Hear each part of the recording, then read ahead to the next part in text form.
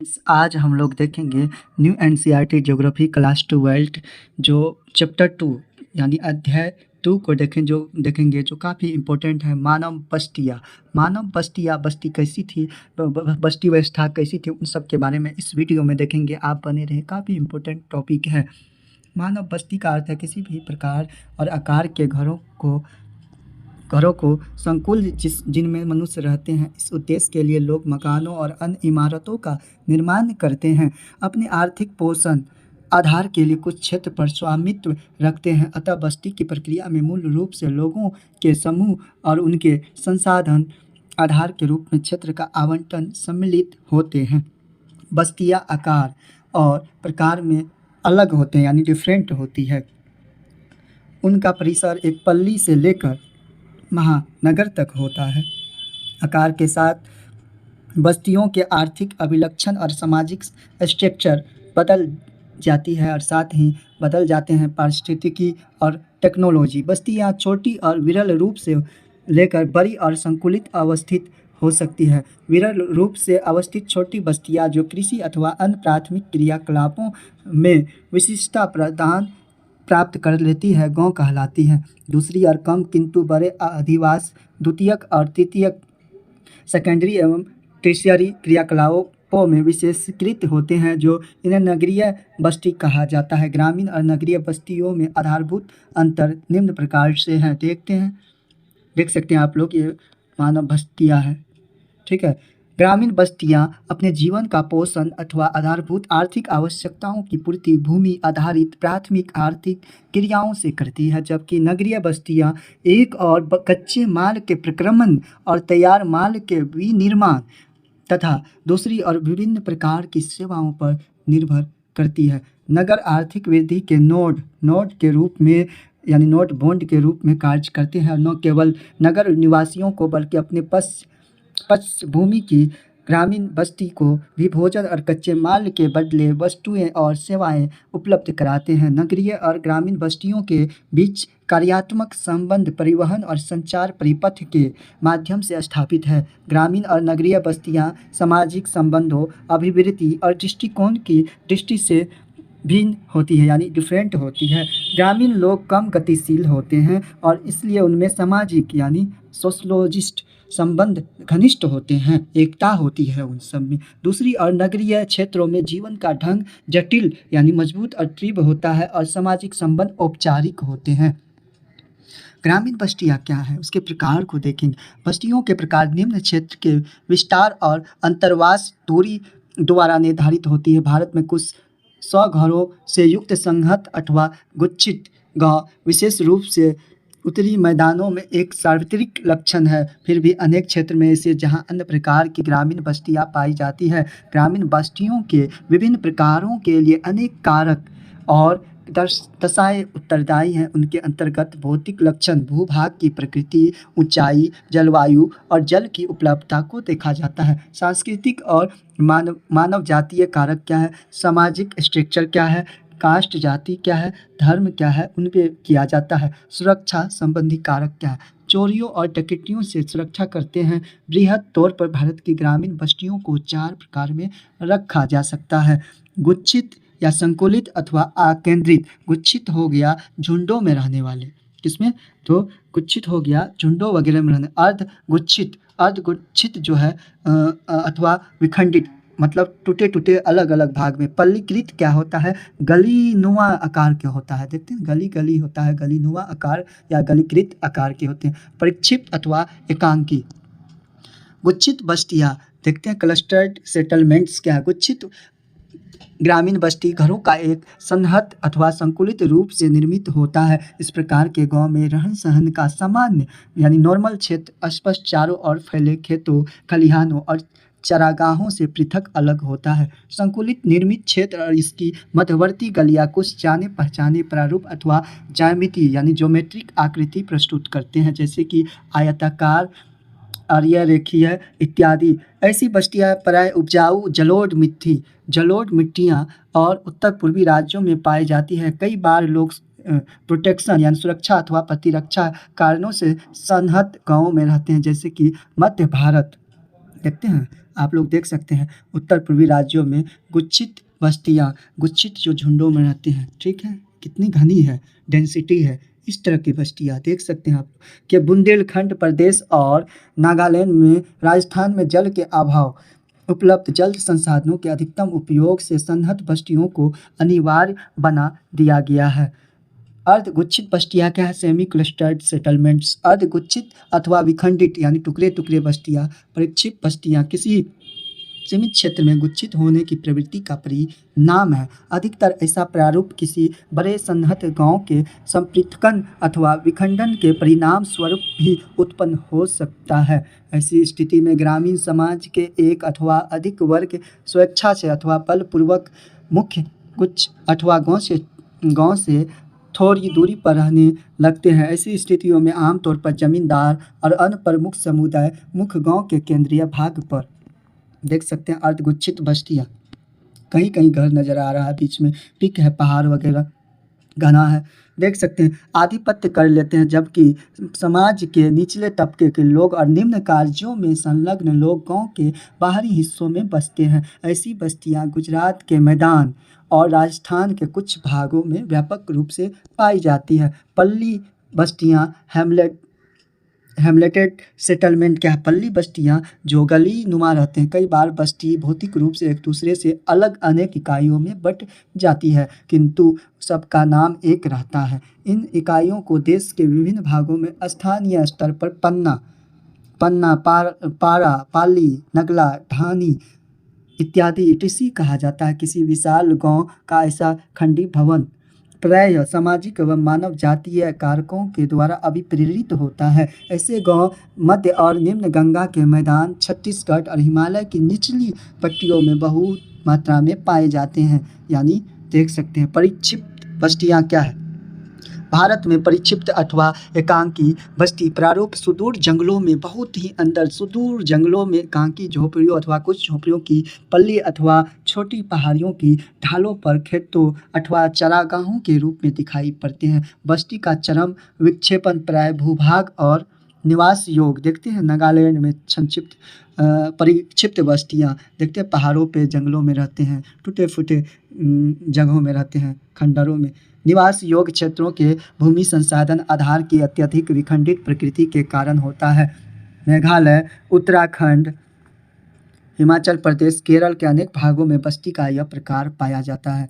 नगरीय बस्तियाँ, ग्रामीण बस्तियों के विपरीत नगरीय बस्तियाँ सामान्यतः सन्नत एवं विशाल आकार की होती है। ये बस्तियाँ अनेक प्रकार के अकृषि, आर्थिक और प्रशासकीय प्रकारों के संलग्न है। जैसा कि उल्लेख किया गया है कि नगर अपने चारों ओर के क्षेत्रों में प्रकार्यात्मक रूप से जुड़ा हुआ होता है, अतः वस्तुओं और सेवाओं का विनिमय कई बार प्रत्यक्ष रूप से और कई बार मंडी, शहरों और नगरों की श्रृंखला के माध्यम से संपन्न होता है। इस प्रकार नगर गांव से प्रत्यक्ष और अप्रत्यक्ष दोनों प्रकार से जुड़े होते हैं, वे परस्पर भी जुड़े हुए होते हैं। आप मानव भूगोल के मूलभूत सिद्धांत नामक पुस्तक अध्याय 10 में नगरों की परिभाषा देख सकते हैं, हाँ देख चुके हैं। भारत में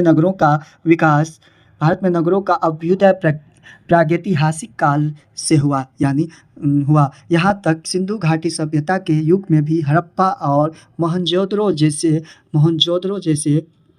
मृतकों का टीला नगर अस्तित्व में थे। इसके बाद का समय नगरों में विकास का साक्षी है। यह समय 18वीं शताब्दी में, देख सकते हैं, यूरोपियों के भारत आने तक आवधिक उतार चढ़ावों से भरा रहता। विभिन्न युगों में उनके विकास के आधार पर भारतीय नगरों को इस प्रकार वर्गीकृत यानी डिवाइड किया जा सकता है: प्राचीन नगर, मध्यकालीन नगर और आधुनिक नगर यानी मॉडर्न। एंशिएंट हो गया, मिडिएवल हो गया और मॉडर्न। प्राचीन नगर क्या है? भारत में 2000 से अधिक वर्षों की ऐतिहासिक पृष्ठभूमि वाले अनेक नगर हैं। इनमें से अधिकांश का विकास धार्मिक अथवा सांस्कृतिक केंद्रों के रूप में हुआ। वाराणसी यूपी इनमें सर्वाधिक महत्वपूर्ण नगर है। प्रयागराज यूपी, इलाहाबाद, पाटलिपुत्र, पटना, मदुरई तमिलनाडु के क्षेत्र में प्राचीन नगरों के कुछ अन्य उदाहरण हैं। देखते हैं मध्यकालीन नगर क्या है, इंपॉर्टेंट है। वर्तमान के लगभग 100 नगरों का इतिहास मध्यकाल से जुड़ा है। इनमें से अधिकांश का विकास रजवाड़ों और राज्यों के मुख्यालयों के रूप में हुआ। ये किला नगर है जिनका निर्माण प्राचीन नगरों में के खंडहरों पर सबसे हुआ। ऐसे नगरों में Delhi, Hyderabad, Jaipur Rajasthan, Lucknow UP capital, Agra UP और नागपुर महाराष्ट्र महत्वपूर्ण है। आधुनिक नगर के बारे में देखेंगे। अंग्रेजों और अन्य यूरोपियों ने भारत के अनेक नगरों का विकास किया।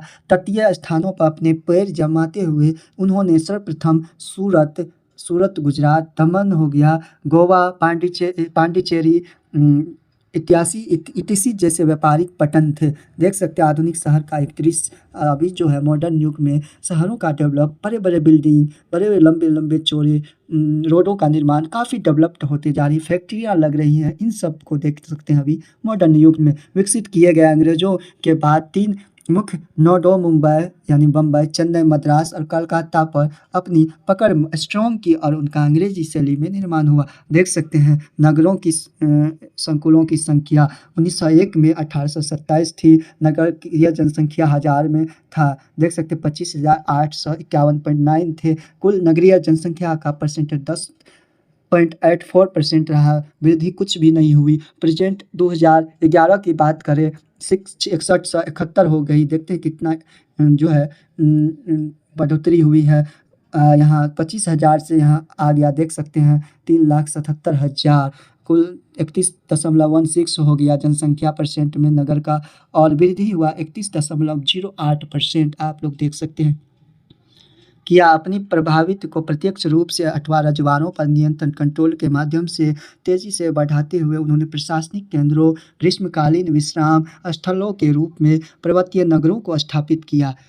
इनमें सिविल, प्रशासनिक और सैन्य क्षेत्रों को जोड़ा। 1850 के बाद आधुनिक उद्योगों पर आधारित नगरों का भी जन्म हुआ। ठीक है। जमशेदपुर द्वारा एक उदाहरण है। स्वतंत्रता प्राप्ति के पश्चात अनेक नगर प्रशासनिक केंद्र जैसे चंडीगढ़ हो गया, भुवनेश्वर उड़ीसा, गांधीनगर गुजरात, दिसपुर असम इत्यादि और औद्योगिक केंद्रों जैसे दुर्गापुर हो गया आपको वेस्ट बंगाल में, भिलाई हो गया, भिलाई जो है आपको छत्तीसगढ़ में हो गया। फिर सिंदरी गुजरात में, बरौनी बिहार के रूप में विकसित हुए। कुछ पुराने नगर महानगरों के चारों ओर अनुपसंगी नगरों के रूप में विकसित हुए, जैसे दिल्ली कैपिटल है भारत के चारों ओर, गाजियाबाद यूपी, गाजियाबाद हो गया आपको, रोहतक हो गया, उसके बाद गुरुग्राम हरियाणा। ग्रामीण क्षेत्रों में बढ़ते निवेश के साथ पूरे देश में बड़ी संख्या में मध्यम और छोटे नगरों का डेवलप हुआ है। भारत में नगरीकरण कैसे हुआ उसको देखेंगे। नगरीकरण के स्तर का माप कुल जनसंख्या में नगरीय जनसंख्या के प्रतिशत के रूप में किया जाता है।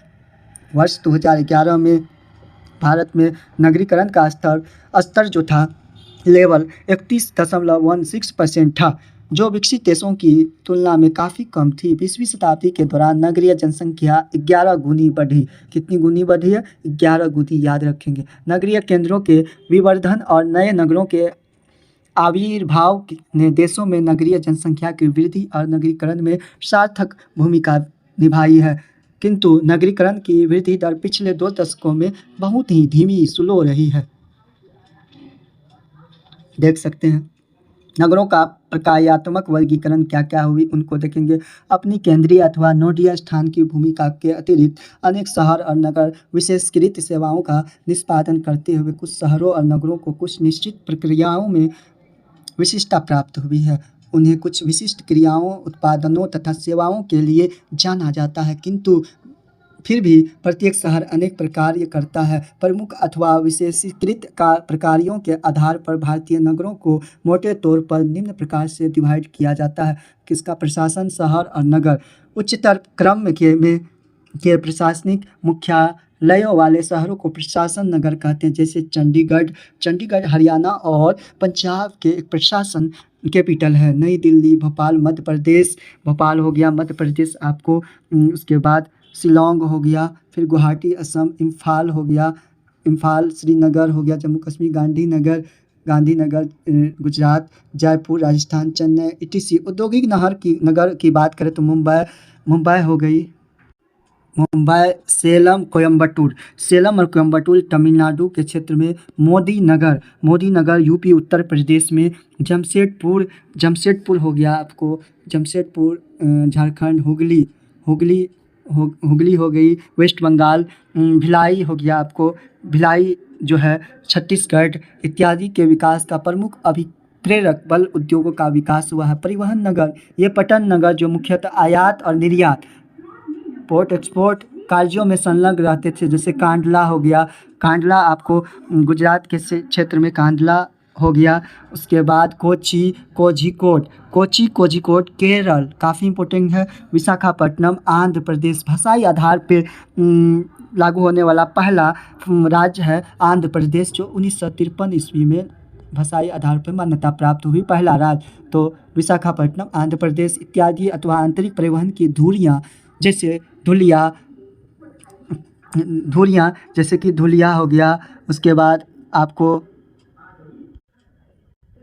परिवहन की धुलिया हो गया वेस्ट बंगाल, मुगलसराय यूपी, इटारसी और कटनी मध्य प्रदेश एमपी, मध्य प्रदेश इत्यादि हो सकते हैं।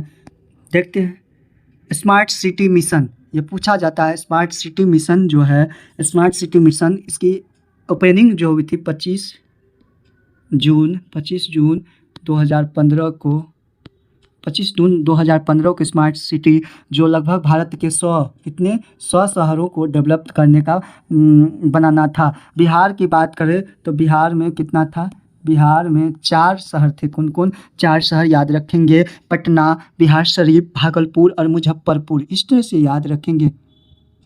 स्मार्ट सिटी मिशन का उद्देश्य शहरों को बढ़ावा देना, जो आधारभूत सुविधा, साफ तथा सतत पर्यावरण अपने नागरिकों को बेहतर जीवन प्रदान करते हैं। स्मार्ट शहरों की एक विशेषता आधारभूत सुविधाओं और सेवाओं के लिए स्मार्ट समाधानों को लागू करना, जिससे क्षेत्रों को प्राकृतिक आपदाओं के कम जोखिम वाले क्षेत्रों के रूप में बनाया जा सके। साथ ही साथ कम संसाधनों का उपयोग तथा सस्ती सुविधा उपलब्ध कराई जा सके।